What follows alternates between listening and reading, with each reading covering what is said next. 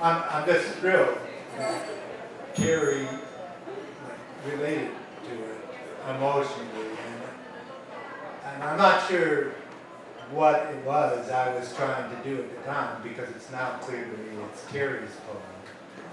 But I want to say that getting up in front of a group and saying, this is at least part of who I am, is an act of courage. Thank you, Julie.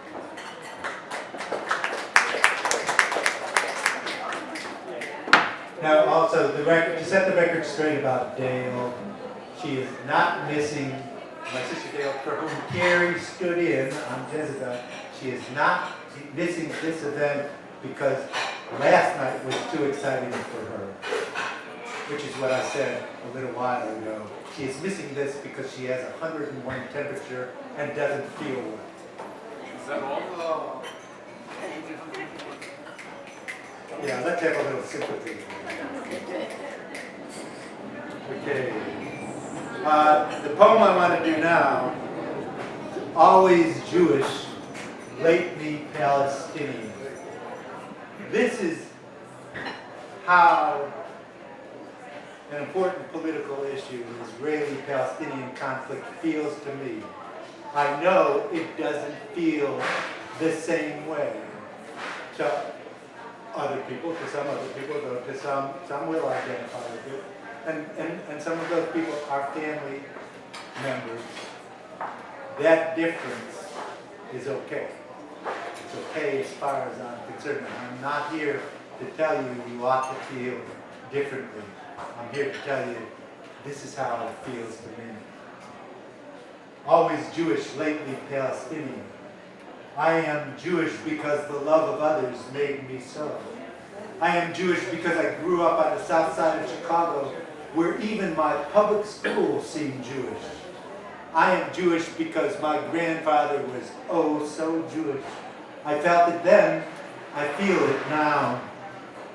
I am Jewish because in my grandmother's kitchen, nothing would rise, but of everything there was plenty.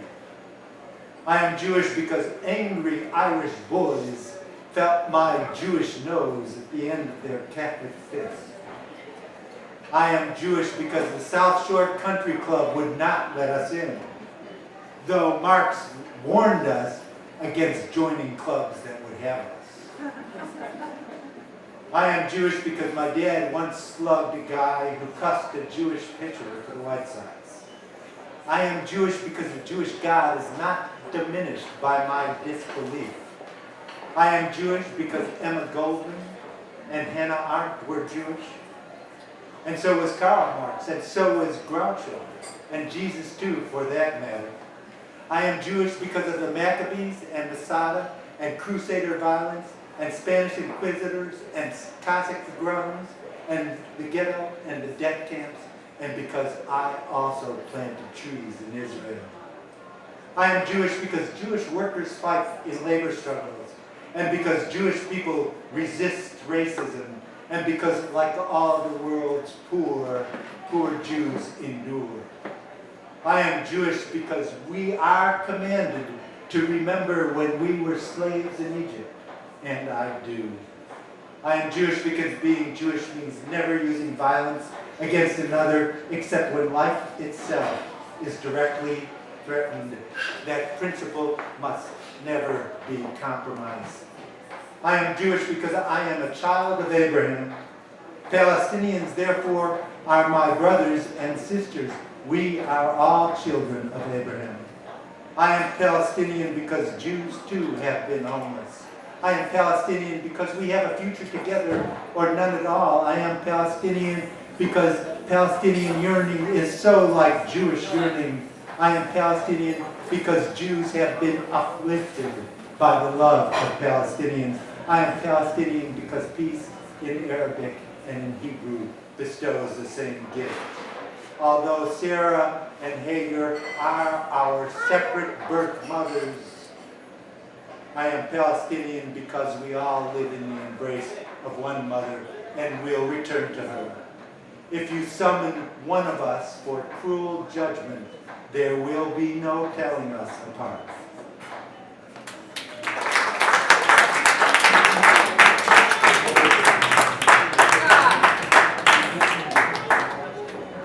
Okay, I've got just a couple more that I want to do.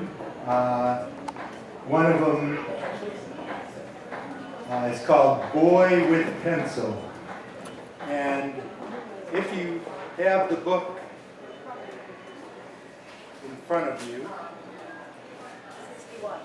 yeah, there's an illustration, Stacy's version of the Boy with Pencil. I'm looking for it so I can hold it up. 58. All right. Thank you, Karen. We need a producer for this show.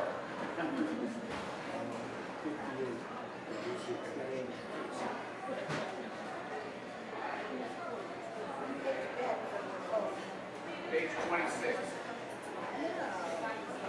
Yeah, what are you talking about? 62. That's a nice picture. Let me have your book. Okay, we're crowdsourcing. Here, take this one. This picture is the Boy with Pencil. Is that Brendan? Well, you know, the original inspiration was watching my youngest, who was 4 or 5 at the time, and 4 maybe. Boy with Pencil. See here, yellowing here, darkening there, vigorous, combed here, untamed there, long lashes laying lightly, skin fingered thoroughly by sun. See the bent neck, still and graceful, eyelids lowered, arm curled around his work. The young artist drawing detectively closer to Spider-Man.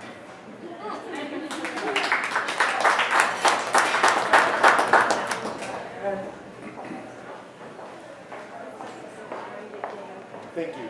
You've been great. And in fact, that's how the next poem ends. You've been great. And it's called The Last Night, and it is on one of the very last pages of the book, the last one, maybe. Stacy has an illustration of that too, I think, that's pretty linked to that. At least it felt appropriately placed in this book.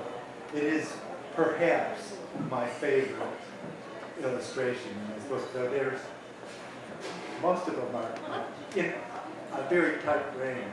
Incidentally, weren't you going to give me the originals? Yeah, well, deliver. Okay, Sunday. All right, The Last Night. There's only one poem in this section. It's the last poem in this section. It is introduced by one phrase from Sherman Alexie, the poet Sherman Alexie, a Native American, from the poem Distances. You're not going to get a big bite of that poem here, but it seems like this 2-line phrase works in this location. I was in a bar drinking a beer because it was filling the glass when a stranger walked in. Of course, lots of good stories start when a stranger walks in. No, sometimes they start just as well when a familiar person walks in. Anyway, The Last Night.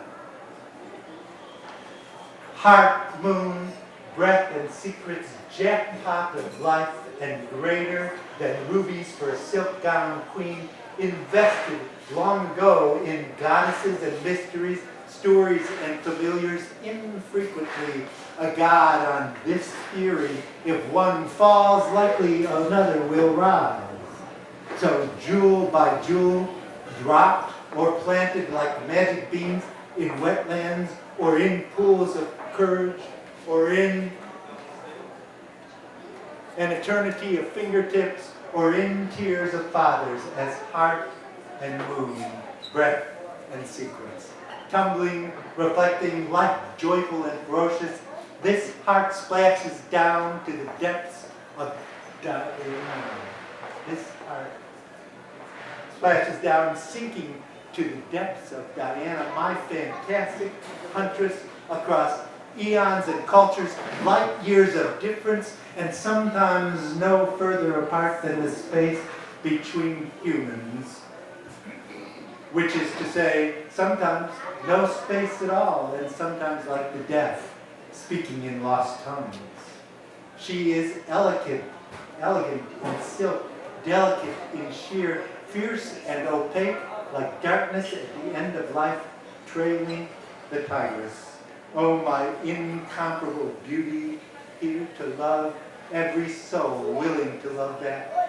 And moon falls next to mysteries deep, becomes this angel David, who also loves the young or old, the robust and the waiting, and gifts them with wild yearning for his touch, and trades one for another and another until yearning becomes us all, and the job is done. Oh, my sweet, isn't this a terrible delight? The way the swamp gases glow, the way breath in aerosol gas becomes clouds of trilling vapor, stutter, speak, desperately sing, then relying on voice and sorcery, start and stop and start again until unhalted, shout savage melodious joy, defy the bully thunder, contest the wild's waking rumors, confront its sly coming.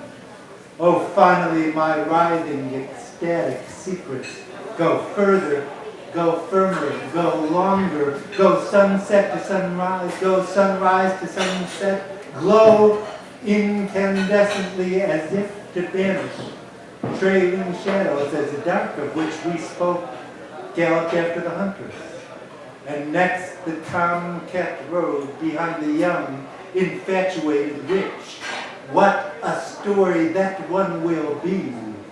But this end arrives, leaving nothing for now to say. And surprised that glory would last so long, I bow, but for the stiffness overtaking my once moist and fertile self. Still, my thanks. You've been great. You are great.